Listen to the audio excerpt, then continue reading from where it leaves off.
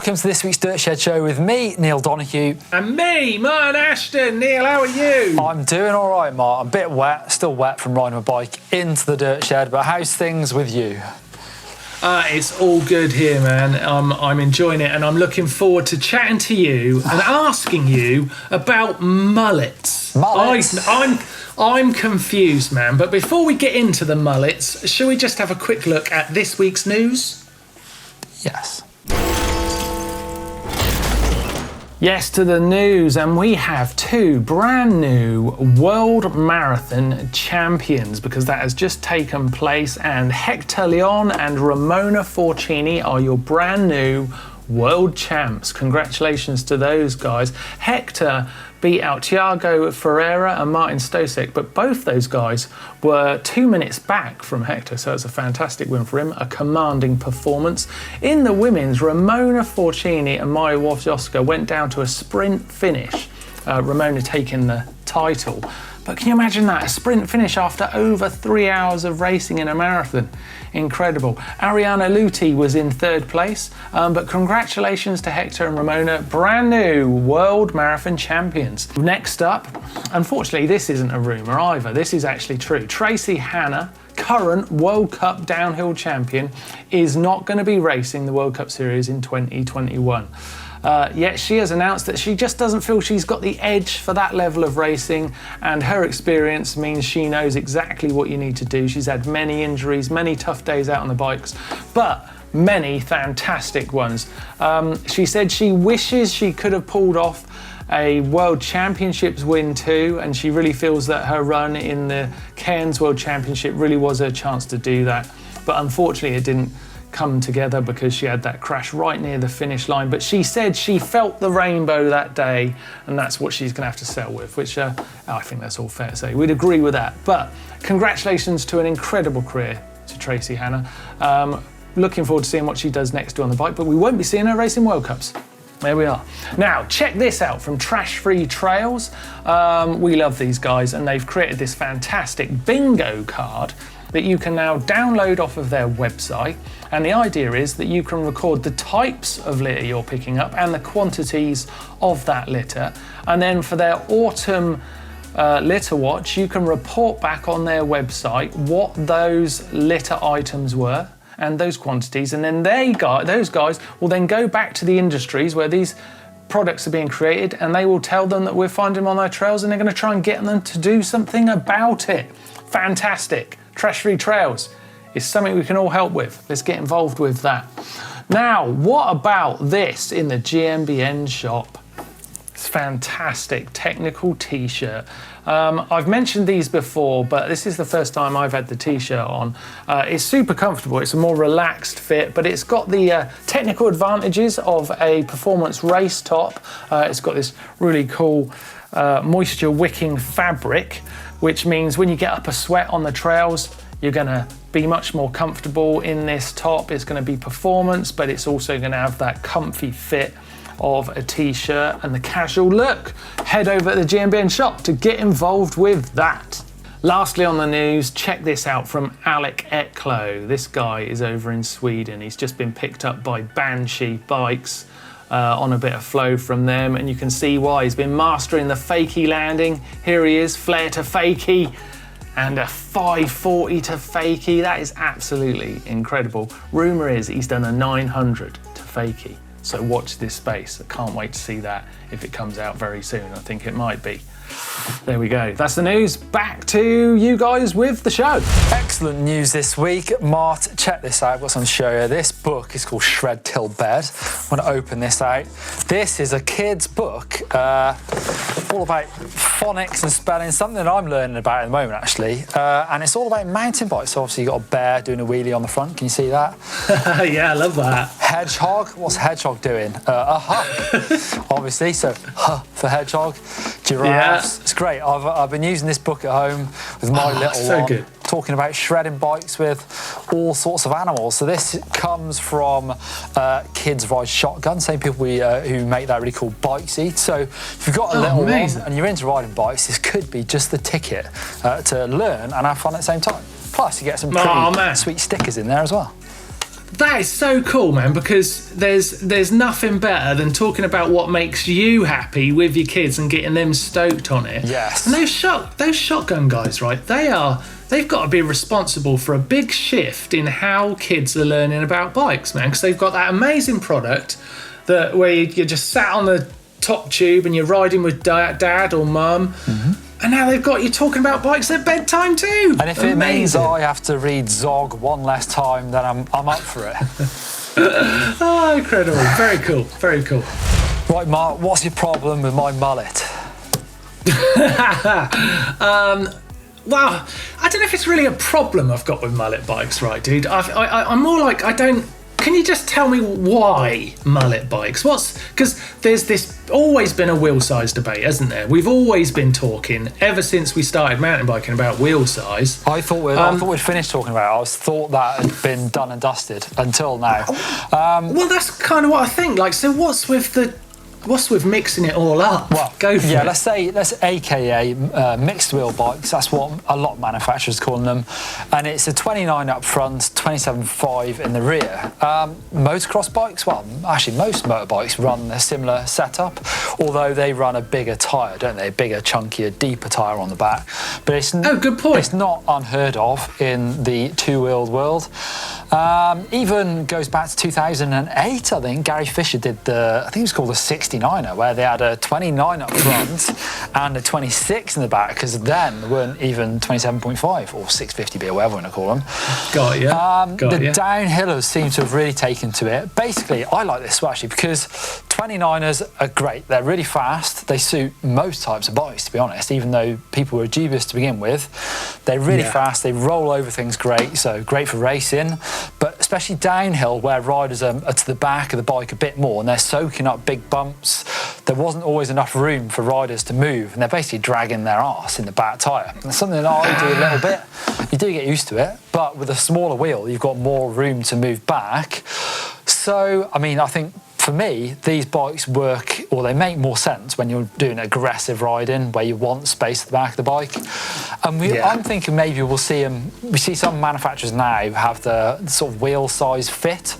So for larger frames, medium, large, XL, they have 29ers, but for the smaller frames, they'll have the 27.5. I'm wondering if this might fit into that. So in the middle, you have a mixed wheel size bike, and on the large, you have 29. I know actually Santa Cruz team downhill, Greg Minar's running 229, and I think the rest of the team, who are slightly shorter guys like Loris Vergier and Lucas Shaw, are running the mixed wheel size because it just suits them. Wow, so it's just, it kind of makes sense. It makes a lot more sense. That's why you've got someone like Laurie Greenland maybe running a mullet. I don't know. I mean, he's probably literally running a mullet.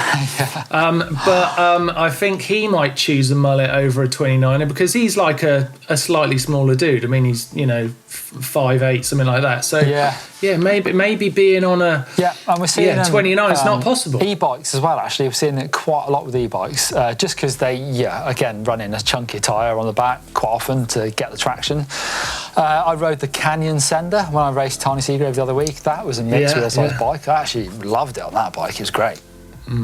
Canyon Sender is a sick bike. It is. It might have just been the bike was sick. Okay, you've sold it to me. So is it something that everyone out there can just do, or do we have to be wary of trying different wheel sizes on our just everyday bikes? Yeah, I think you'll find that if you just chuck one in there, it's a 29er, it's not necessarily going to work. It's going to mess with the angle. Same if it's if it's a 650B bike, 27.5, and you stick a bigger fork and front wheel in, it's going to sort of jack things up a little bit. But manufacturers seem to be warming up to this and giving you the option. Some have like flip chips and things like that, so you can do it. So I reckon we might see this develop a bit more next couple of years.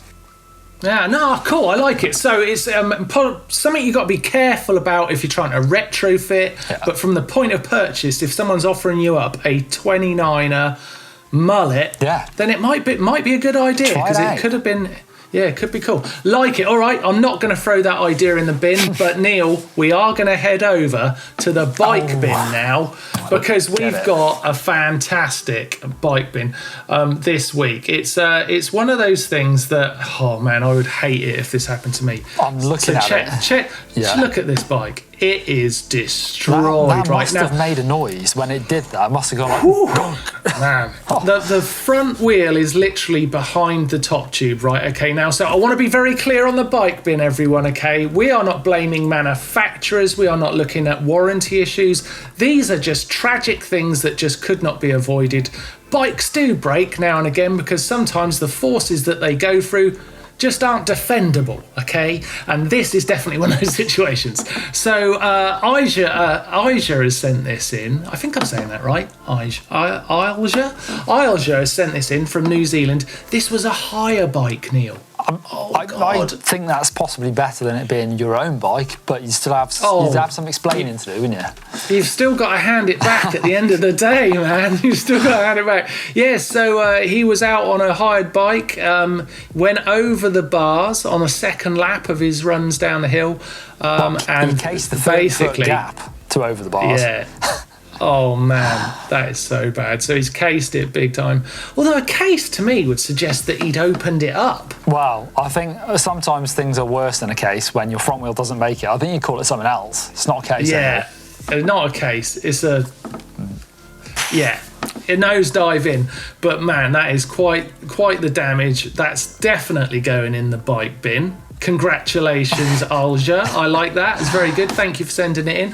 Make sure you're sending in any of your bike binnable bikes if you've got some. But also what I'd like to add into the bin this week, check this out. James sent us this for the bike bin. Oh. It's his hand. In the bin. Put the bin. Well, I think what we'll do is we'll let his hand heal and we'll put his X-ray in the bin. Basically, he's absolutely destroyed his hand. What did he say he's done here? He hit a stump in the bushes. Oh man, he's cracked those got some two pins put in there. That doesn't look good. Yeah, it doesn't look good at all. So that's also going in the bin this week. And again, if you've got anything you would like to bin, put it behind you or show us because it's just impressive. Send it into the Dirt Shed Show at GMBN Uploader. We would love to see it. Right, now, Neil, last week, for you, because you weren't on the show, I didn't sing Hacks and Bodges. Thank you. And then I got a lot of complaints.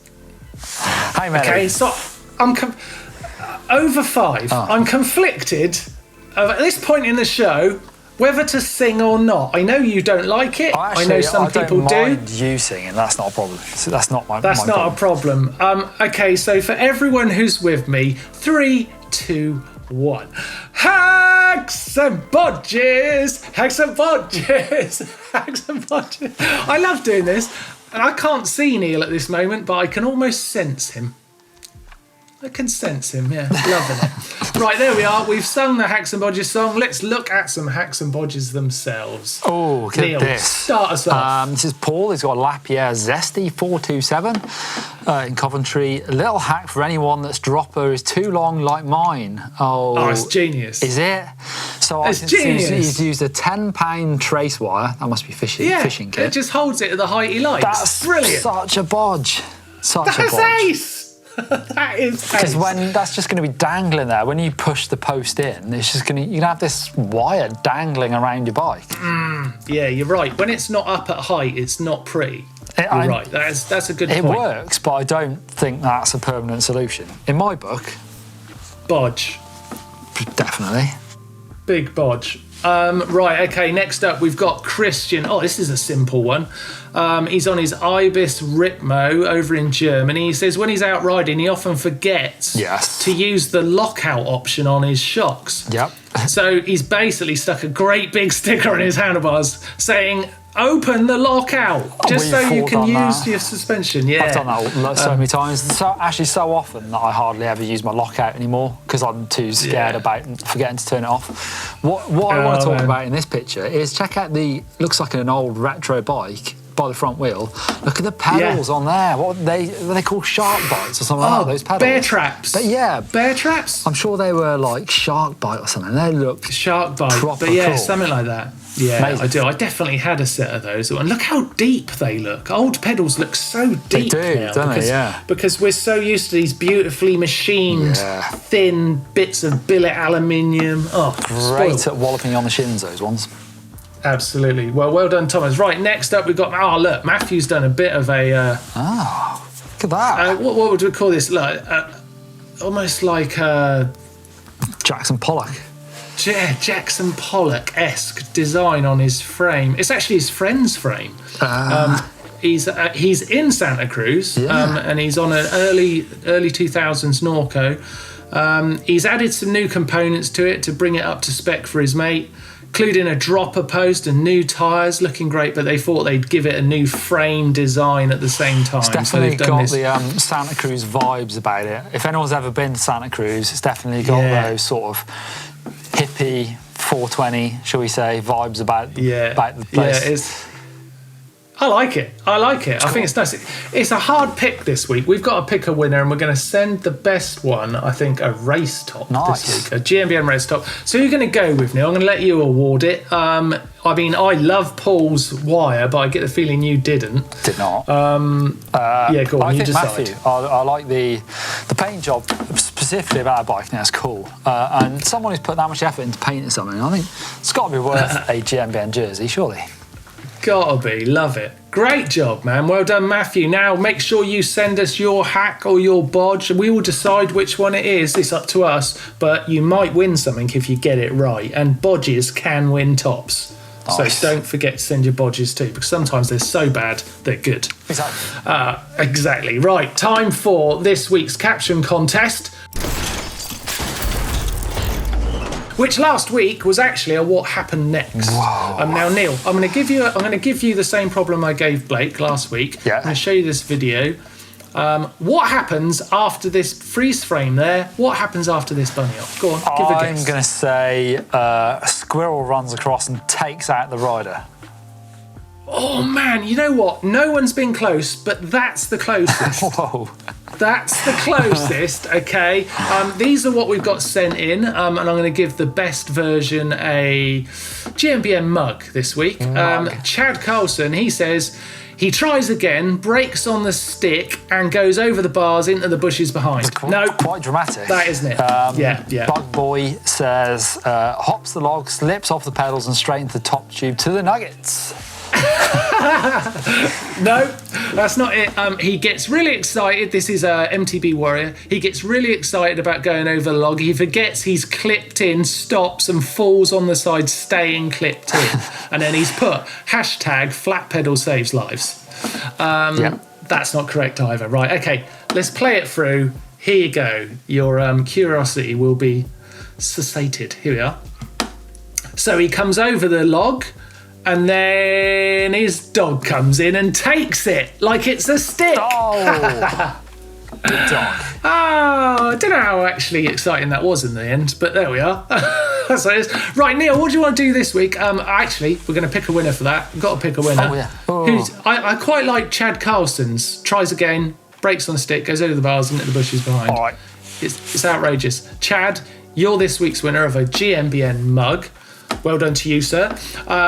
If you would like to try and win yourself a GMBN bug, I tell you what are we going to do, Neil? Should we do a caption or another? I think let's go back to a caption. Let's get a good, funny picture, and the funniest comment this week down below. Yeah, win something. We don't know what. We'll decide next week. Nice one. Let's go for that. Right, it is time, Neil, to get into the bike vault for this week. We have got some really lovely bikes this week.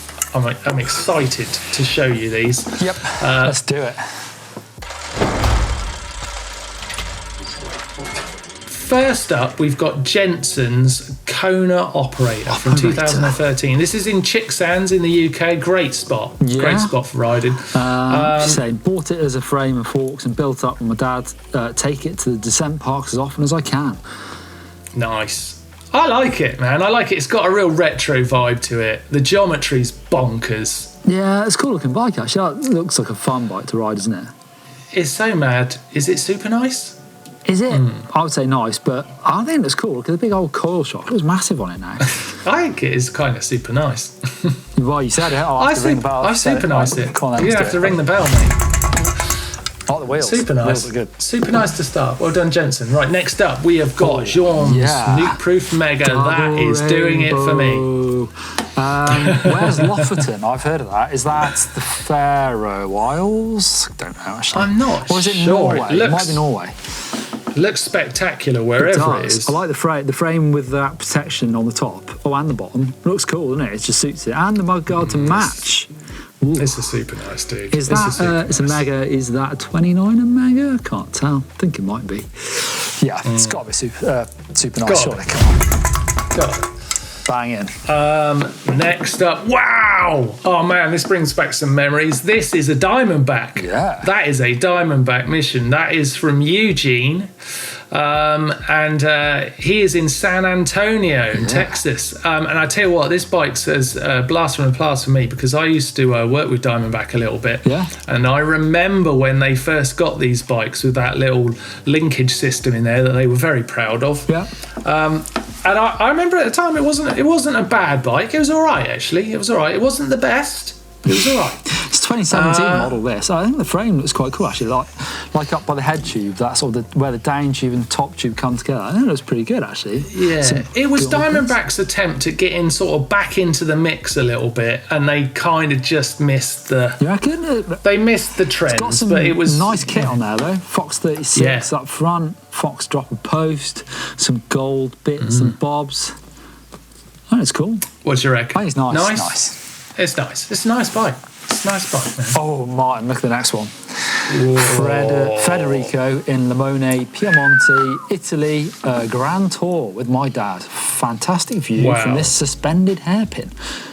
Let's be very critical and see if we can get past a Yeti without giving a super nice. Well, let's see if we can do it. It's an SB6. Look at the colour of it, Martin. Look at the top tube. That sort of yellow stripe on there.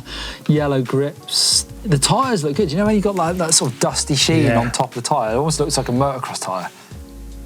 It's hard to criticise. The only thing I would critique, right? Yeah. I'm not actually loving the grips. Oh yeah, I think it looks good. The grips match the pedals. Don't know what the cassette is. It's got like a gold coloured cassette on there. Yeah, that is weird. I don't know what that is. It's cool. I've just got to be. Come on.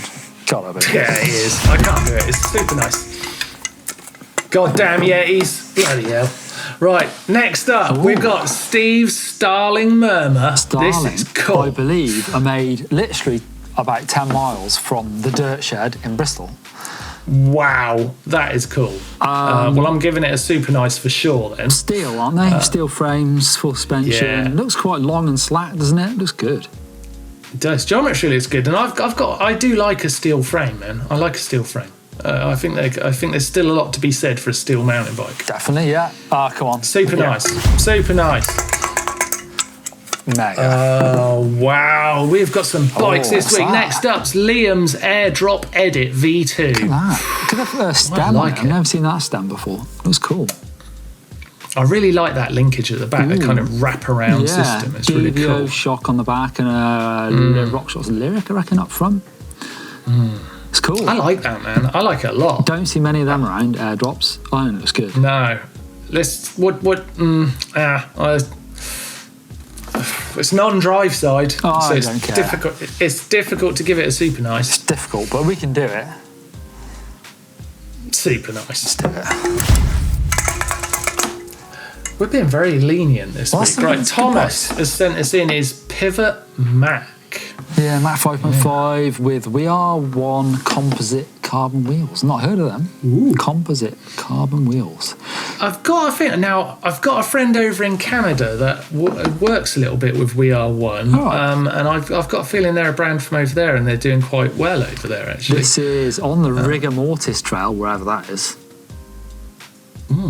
I mean, I could be totally wrong about that information I just gave you about WeAre1 as well, because that's obviously coming out of my brain, which is a mixture of usefulness and not. So that might not be correct, but that's what I think, and I like the bike a lot. I don't think it's nice. It's nice. I like it. It's nice. Yeah, it's nice. It's nice. Oh, and that's it. Thanks. We're out the bike vault. Got it. Keep sending them in. Got some very good ones this week. There's a link down below to the uploader where you can send in anything. Your fails and bails, your bikes, all sorts of good stuff. Yeah, all that stuff. And please send stuff in, because obviously the show is much the less for not having you involved. So get in there, be part of the Dirt Shed show. And we will be seeing you next week, hopefully. Right, Neil, should we just take a quick look at what we've got coming up on the channel this week? Do you want to see what we've got? That's it.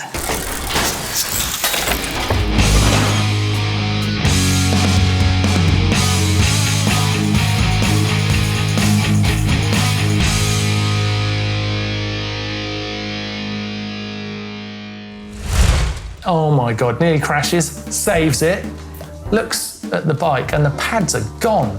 He's gone into his pocket, found a spare key ring, managed to put it through, and it's gone through the disc mount, through the disc pads, held them in, and he's gonna get home and he's still got a working back brake.